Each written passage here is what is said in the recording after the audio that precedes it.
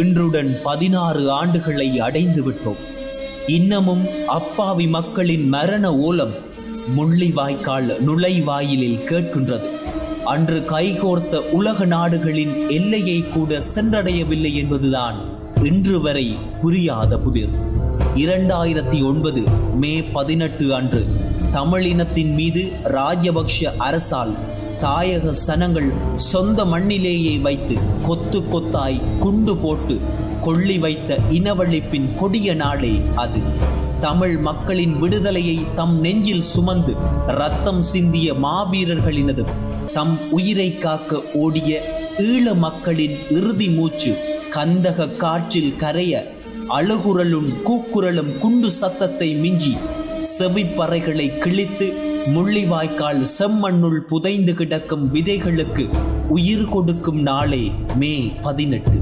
பதுங்கு குழிகளில் இராணுவம் கையெறி குண்டுகளை வீசியும் கொத்து குண்டு, கிபீர், துப்பாக்கிச் சூடு, டேங்கிகள் என்று பங்கருக்குள் இருந்த பச்சிலம் குழந்தைகள் ட்ரோன் மூலம் சிதைக்கப்பட்டார்கள்.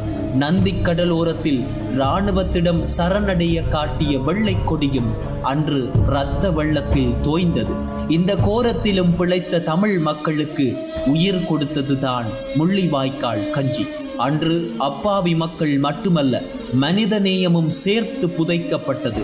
இதுதான் அவர்களின் போர் வெற்றி என்று பால்சோறு பொங்கி கொண்டாடியது சிங்கள சமூகமும் ராஜபக்ஷர்களும். உரிமைக்காக போராடிய இனம் அடியோடு கருவறுக்கப்பட்ட நாளே இது. இதிலும் பிழைத்தோருக்கு உயிர் கொடுத்தது முள்ளிவாய்க்கால் நிலம். இனப்படுகொலை உலகத்தமிழ் இனத்தையே உலுக்கிய நிகழ்வு.